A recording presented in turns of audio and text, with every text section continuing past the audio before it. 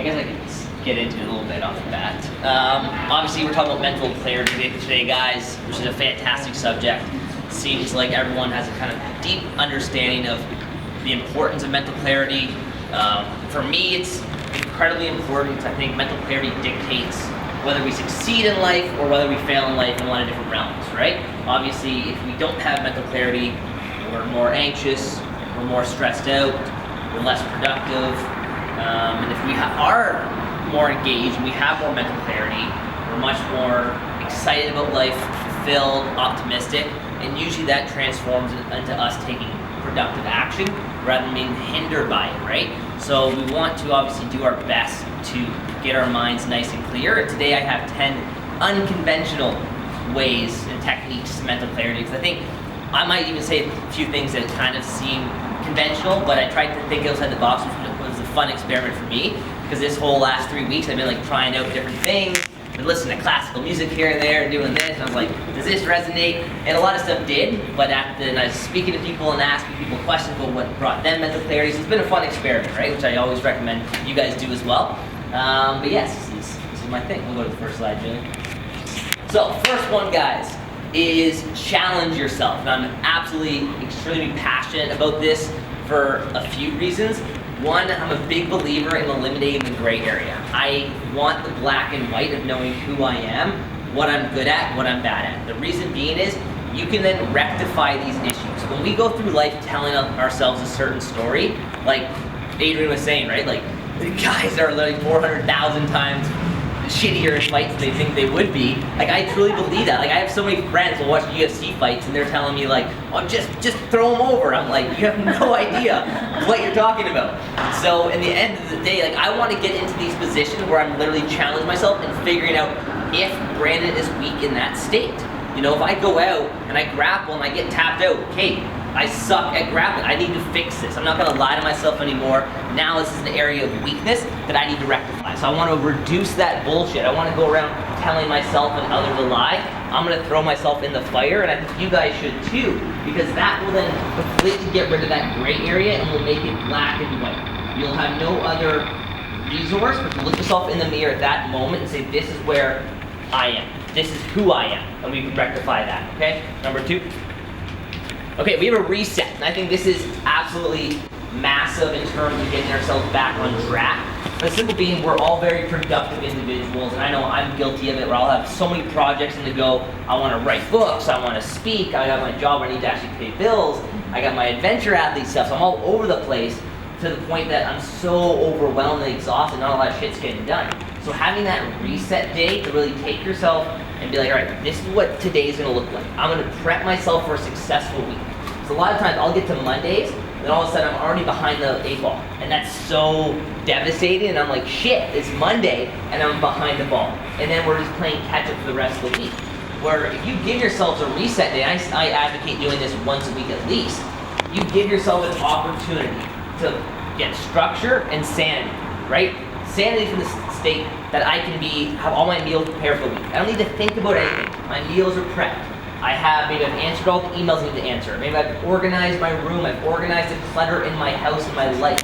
I've cleaned my car. These simple day-to-day things that we don't really think are adding to that mental fog that we can rectify and add to mental clarity. So take that day once a week at least to give yourself a reset day. Don't think by doing it you're wasting time. These small little habits, again, I mean, you're going to be in your room, you're going to be in your car all the time. Clean these things out. Reset your body and mind. This one is the 3 M's. So I just listened to a podcast, actually on the Aubrey Marcus podcast the other day, and someone was talking about the 3 M's. Because I think, obviously, we talked about mindfulness and meditation and visualization a whole bunch today. But I think combining the 3 is very powerful. I know I've tried meditation, I've tried mindfulness, and I've tried visualization. I think doing all 3 in the same practice is very beneficial, right? So obviously mindfulness, kind of the definition of it is being mindful and aware of what's going on. That can be sensational, right? It can be, I'm mindful of how I'm feeling, how I'm thinking, what I'm smelling, what I'm seeing. And then meditation's more, obviously, for what we have there, is reflection oriented. It's not being scared of your thoughts, but embracing your thoughts. And then the manifestation is for you guys to visualize a life that you want to create for yourselves. And I think that's very powerful, because we can do all the deep breathing and be present as much as we want, but if we don't actually have a clear picture of what our success and happiness and fulfillment looks like, and we haven't taken the time to actually paint that picture, it's very hard for us to get into that realm and then see it for ourselves. And we want to be able to visualize what success and happiness does look like for us. Then we have the 24-hour detox, which I think is super powerful, and this has actually been kind of fun for me to practice over the last few weeks as well. Give yourselves time to just cleanse your body and your mind and your soul. These things are super beneficial. We've talked about Instagram and social media a whole bunch. And it's so easy just to be like, have your phone next to you and you're checking it, and then you're on it for 5 minutes, but that 5 minutes takes you away from another hour, and that can be a food cleanse. But give yourselves every now and then a time for you guys to actually have a good detox. And again, that can be a food detox, that can be a work detox, and like I said, that can obviously be more of a social media detox. And why I think that's so critical, especially for the work one as well, is that we all want to be productive. A lot of us are freelancers, and we feel like we always need to be connected, because like if you're out of sight, you're out of mind. Don't think like that. Like, take the time to re-energize, give yourself the ability and confidence to come back with a much more productive, engaged, and rewarding mindset. And again, that's going to give you your time back. Don't think you taking 24 hours off is going to hinder you. It's actually going to make you much more engaged and stimulated and excited to get back to it. I know when I've missed a day of working out or 2 days of working out, I'm so jacked up for that third day of working out, because all of a sudden I've given my body a chance to rejuvenate, okay? Then we have find your flow. So Adrian even kind of talked about this as well. And basically a flow is a state of pure concentration. And why this is so important is that you are basically forced into the zone. You're forced to deal with what's going on right in front of you in that present moment. And I don't know, does everyone have a flow state here? Do they know what gives them flow? Yeah? Beautiful, right? And it's really important to know that if you don't know that, practice things. You can't just guess it. I used to think that working out gave me a flow state, but then I would lift heavy, and I'd have some rest time, and I'd be thinking about shit that I don't need to be thinking about. So I had to find things that really put me in a state of flow. Adrian mentioned jiu-jitsu. That's literally one of the things, that's a hobby for me now, where I go into, like I would compete too, but then getting into it, I go to the practice, and it gives me an escape. It allows me to be present in that moment. Like you said, it's one-on-one. I need to tap him out, or he needs to tap me out. That is what it is. And swimming is a great good one for me, right? I'm in that flow state. I'm thinking about my arm movement, my breathing pattern. It forces me to be connected to the moment without any other distraction. So find your flow, get engaged with something that's going to keep you fully concentrated on that moment, okay? Then we have be present in nature. And this one is critical for the simple reason that the nature is just healthy for us. Just the greenery and hearing what's around us is incredibly powerful, and it's for two reasons. I have, for one, very humbling nature, and Julie and I can attest to this. Yesterday we were running the ultra marathon.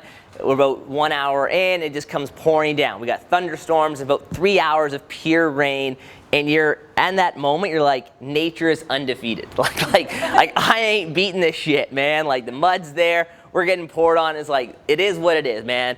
Even as fast as Julian is, it still hinders you, right? And it's humbling because it takes you back, right? It puts you in a position to realize, like, okay, shit's bigger than just me. Shit's bigger than just me in a race or me in society. It's like, no, man, like, this planet is huge, and it's very humbling, and it's also very therapeutic when I go into nature as well, because I get to listen to certain things, right? I get to kind of think about the organisms and the ecosystems just growing and adapting and coming to life, and it's very refreshing because it gives you a different perspective on the day-to-day, obviously noise that we see, and we're connected to a whole bunch of different things, where sometimes it's dialing back, being present, just listening to the air, listening to the wind, listening to the birds chirping. As juvenile as that sounds, is very powerful because it brings you back to your ancestry, okay?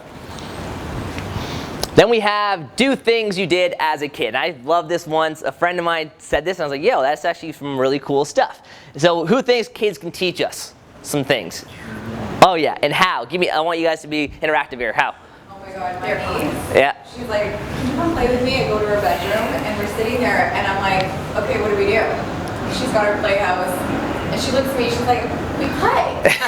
And I'm like, oh my God, I totally forgot how to play. Yeah. I don't know how to do that anymore. And going on, like I love that, right? And it's the idea, I think as adults, man, we're accustomed and programmed to be like, no, this is the professional Brandon, this is how Brandon should act. I can't do this, this wouldn't look as professional, this wouldn't look very adult-like. I'm like, fuck this, man. Like, do things that kids do, man. I look for opportunities to jump around, wrestle, punch, kick, throw, get muddy, get rainy. Like, I do this stuff. Like, I'll literally be teaching classes in my gym. I'm like standing on like Bosu balls doing dumb shit, and I'm falling over. And it's like, I'm trying to be a kid, man. Like, I like it. It's fun for me because it allows me to get back to that kid nature, which again is so simplistic but so powerful. You look at kids, and again, they don't have the stresses that we have going on in adult life, but at the same time, we can learn from the things that they're doing. That doesn't just mean from a physical standpoint, but the way they'll do things like paint, right? They're just grabbing paint and throwing it onto a board, or they're playing board games. They're just doing stuff that's fun to do. And I think so often,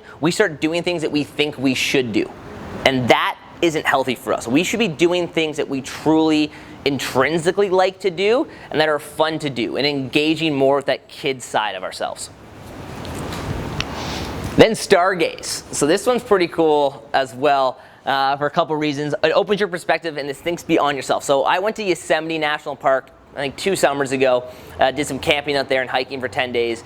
And one of the coolest things when we got back to the campsite at night after our hikes, we would walk down the trail a little bit away from all the campfires, and we would just look at the stars, right? There's nothing going on, there's no city lights, it's just pure darkness, and then you have the galaxy and the universe out there. And I don't do drugs, but this is probably the closest thing it would come to me doing drugs, right? It's just me being able to think outside the box and really have my perspective opened up. Because again, when you start thinking about not only how big the planet is, but the universe, and then the galaxies out there, and then the other planets, and what else is out there, it makes you feel very small. You know, we're 1 out of 7 billion, but then you take that and you multiply it by different planets. You're like, what else is out there? It just makes you think how small we are and how insignificant our little problems are. Because sometimes we'll bitch about traffic. It's like, fuck, man, like, there's a whole bunch of shit going on in the world, and we're crying about this stuff, right? It's all perspective based, and when you have a chance to just look up and have your mind completely clear, which is just such a powerful thing. You haven't tried this in a while, do it. Sit back, look at the stars. It will open up some questions for yourself to ask yourself and be very internal. And then we have self-awareness, which I'm a massive, massive advocate of. So the reason I'm so passionate about self-awareness is it's probably the biggest characteristic and skill set you can have for yourself to dictate success. Because a lot of people will go through life and they will simply lie to themselves. They will find reasons, they'll find excuses, they will just have crutches in life. And again, I'm in the scenario, if you look in the mirror, tell yourself what you see. If you're out of shape and you're overweight, man, you're not kind of out of shape, you're fat. That's okay. Say you're fat. But rectify this. It's not a bad thing to admit that you're fat, to admit that you're broke, to admit that you're unsuccessful. This shit is real. You don't want to have yes people around you telling you this isn't the story. That is bad for you, man. Like, I will never have any yes people around me, and some people will like me, some people won't like me because I'm real as shit, and I'll say that. I'm not going to call them fat to their face, but you know what I mean? Like, they're asking me, I'm like, shit's got to change. We got to rectify this. The shit you are doing day to day clearly is not working. Fix this. If I'm working a job with someone and I'm way more successful than them and we have the same resources, they are not doing a good job. It's plain and simple. They need to rectify that. That's not my problem, that's their problem. When you can take that mindset and completely be at fault all the time and be self-aware enough and self-audit yourself consistently, you will gain leverage in life. Everything I do, every decision I make, everything I do day to day is based on leverage. Can I have more personal leverage by being honest, accountable, reliable? Absolutely. Can I have more professional leverage from having great work ethic, develop my skill set? Absolutely. Can I have more financial leverage to do the shit I want to do so I don't have any fear of loss so I can go away? I don't have to work for shitty people? Absolutely. Everything I do is based on leverage. When you have the self-awareness to make every decision based on, is this giving me more leverage or less leverage, you're going to be very, very successful in life. I guarantee that. And then we have do it for you. This is the last one, guys. Intrinsic based action, okay? Every decision you make for a mental clarity standpoint should be based solely on, I'm doing it for me or for a greater impact. I know even recently I did the ultra yesterday, and I started thinking, I'm signed up for a 120-mile ultra soon and a 200-mile ultra, and I had to ask myself, like, why the hell do I want to do a 200-mile ultra? Like, that 50 sucked. I have that same question. The 120 is gonna suck. I need to start, and I started to really digest it. Like, well, why am I doing it again? Like, I want the challenge, absolutely. I want to program myself to be grittier and have resilience, and then educate people on that insight. And I think thinking about every decision you make by doing, like, is this for another person? Is it for another reason outside my actual intrinsic motivation? It isn't very healthy. It's not very rewarding. You could do the most craziest accomplishment in the world and achievement in the world, but if you're doing it for somebody else, you will feel empty. You will feel lost, and you'll think, what's next? What's wrong? So when you're making decisions, base it around, will this make me happier? Will this make a greater impact for other people? And again, if we do this, and every time we sit back and we ask that question, why am I doing this? Am I doing it for me? Again, you're going to be very clear, and I hope any of these unconventional techniques, guys, apply a few of them in your day-to-day life. I guarantee it's going to make a big difference. But thank you so much today. Appreciate it.